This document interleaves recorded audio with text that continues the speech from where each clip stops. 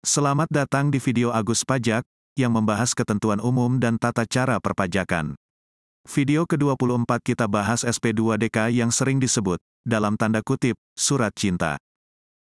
Pertama, sejarah SP2DK tidak terlepas dari lahirnya petugas pajak yang disebut akun representatif, disingkat AR. AR pertama kali hadir di kantor pajak pada tahun 2003. Yaitu dimulainya modernisasi kantor pajak pasca Indonesia menjadi pasien IMF. Keputusan Menteri Keuangan Nomor 587, KMK, 01/2003 menyebutkan bahwa seksi pengawasan dan konsultasi 1, 2, 3, dan 4 pada KPP yang berada di bawah lingkungan kantor wilayah DJP Jakarta khusus, dan kantor wilayah DJP wajib pajak besar, membawahi para akun representatif. Sebelum tahun 2003, tidak ada petugas pajak yang disebut akun representatif. Kedua, terbitnya Peraturan Direktur Jenderal Pajak Nomor per 170, PJ, 2007 yang membakukan surat himbauan yang dibuat oleh AR. Menurut Peraturan Direktur Jenderal Pajak ini, surat himbauan adalah surat yang diterbitkan oleh kantor pelayanan, berdasarkan hasil penelitian internal, untuk meminta klarifikasi kepada wajib pajak, terhadap adanya dugaan, belum dipenuhinya kewajiban perpajakan, sesuai dengan ketentuan peraturan perundang-undangan perpajakan. Periode ini, AR seperti berlomba untuk menerbitkan surat himbauan. Semakin banyak surat himbauan yang diterbitkan, semakin baik prestasinya. Karena itu, tidak heran setiap tahun seorang AR mungkin menerbitkan ratusan surat himbauan. Bahkan ada yang sampai ribuan. Karena banyaknya surat yang dikirim ke wajib pajak, seringkali wajib pajak menerima surat himbauan beberapa kali dalam satu tahun. Sehingga muncullah istilah, surat cinta. Ya, surat himbauan kemudian diplesetkan menjadi surat cinta. Ketiga, pada tahun 2015, Peraturan Direktur Jenderal Pajak Nomor 170 dicabut. Tapi di tahun yang sama, terbit Surat Edaran Direktur Jenderal Pajak, Nomor SE 39, PJ 2015, tentang pengawasan wajib pajak dalam bentuk permintaan penjelasan atas data DANATAU keterangan, dan kunjungan. SE 39 juga memperkenalkan SP2DK sebagai pengganti surat himbauan. Surat permintaan penjelasan atas data dan atau keterangan, selanjutnya disingkat SP2DK, adalah surat yang diterbitkan oleh Kepala Kantor Pelayanan Pajak, untuk meminta penjelasan atas data dan atau keterangan kepada wajib pajak, terhadap dugaan belum dipenuhinya kewajiban perpajakan, sesuai dengan ketentuan peraturan perundang-undangan di bidang perpajakan. Jika sebelumnya, surat himbauan, tidak jelas tindak lanjutnya, maka SP2DK ini mengharusnya petugas AR, untuk membuat laporan yang disebut LHP2DK. SE 39 juga mengatur bagaimana tindak lanjut SP2DK setelah adanya respon dari wajib pajak. Respon wajib pajak bisa berupa tanggapan langsung, atau mengirim tanggapan secara tertulis. SP2DK waktu itu sebatas SP2DK. Seringkali tidak ada bedanya antara wajib pajak yang menanggapi SP2DK dengan wajib pajak yang tidak menanggapi. Tindak lanjut yang sering dilakukan oleh AR dalam hal SP2DK tidak direspon adalah melakukan kunjungan lapangan, yang sering disebut visit. AR, baik didampingi temannya atau kepala seksi, berkunjung ke tempat wajib pajak. Memastikan apakah usahanya masih berjalan, dan mengenal lebih dekat dengan wajib pajak. Sekaligus menanyakan, apakah SP2DK sudah diterima atau belum. Sebagian kecil memang ada yang mengusulkan pemeriksaan atas tindak lanjut SP2DK yang tidak direspon. Namun seksi pengawasan dan konsultasi waktu itu harus berjuang mempertahankan usulannya, ketika berhadapan dengan tim fungsional pemeriksa yang akan melakukan pemeriksaan.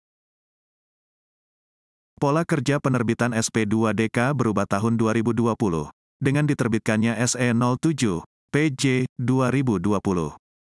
Sejak tahun 2020, dikenalkan wajib pajak strategis. Wajib pajak strategis adalah seluruh wajib pajak yang terdaftar pada KPP di lingkungan Kanwil, DJP wajib pajak besar, KPP di lingkungan Kanwil DJP Jakarta khusus, dan KPP Madya, dan wajib pajak di Seksi 1 KPP Pratama. SP2DK yang akan diterbitkan untuk wajib pajak strategis harus mendapatkan persetujuan dari supervisor pemeriksa pajak, dan SP2DK harus all taxes untuk 1 tahun pajak. Sehingga satu wajib pajak, 1 tahun, hanya dikirimi 1 SP2DK. Keempat, tahun 2022, pola penerbitan SP2DK kemudian diterapkan semua SP2DK. Surat Edaran Direktur Jenderal Pajak Nomor SE05, PJ, 2022, memperkenalkan Komite Kepatuhan Wajib Pajak yang ada di kantor pusat, Kanwil, dan KPP.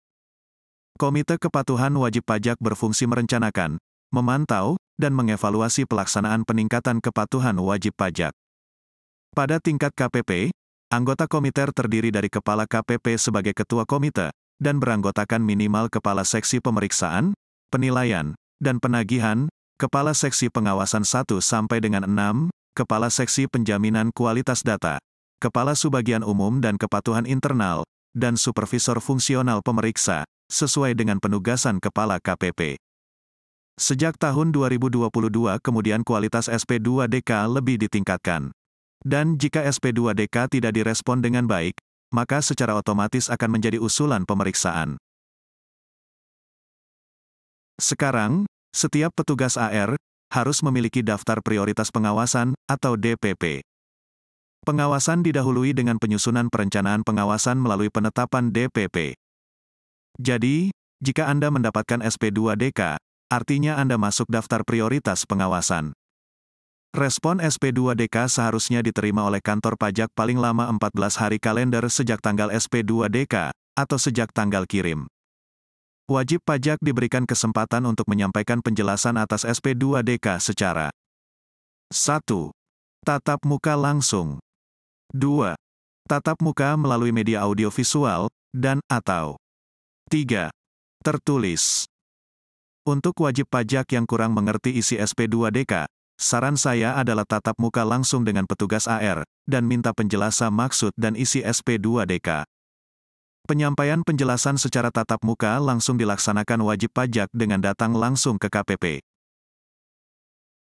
Respon wajib pajak atas SP2DK, menurut SE05, PJ, 2022 akan direkomendasikan pengusulan pemeriksaan, jika kesimpulan petugas. 1. Wajib pajak orang pribadi meninggal dunia, wajib pajak orang pribadi akan atau telah meninggalkan Indonesia untuk selama-lamanya, atau wajib pajak badan telah dibubarkan. 2. Wajib pajak tidak memberikan penjelasan atas SP2DK. 3. Wajib pajak menyampaikan penjelasan yang tidak sesuai hasil penelitian dan atau tidak bersedia melakukan penyampaian, pembetulan SPT. Jadi, penting untuk merespon SP2DK dengan baik. Terima kasih sudah menonton video Agus Pajak. Agus Pajak adalah tempat belajar perpajakan, bahkan bagi pemula sekalipun dapat belajar perpajakan dengan mudah. Semoga Anda dapat memahami dengan mudah. Selain belajar melalui video, laman aguspajak.com juga menyediakan tulisan tentang perpajakan. Tulisan di laman aguspajak.com sudah banyak dikutip orang untuk beragam keperluan, seperti tugas dari dosen dan skripsi. Nantikan video selanjutnya. Sampai jumpa di video selanjutnya.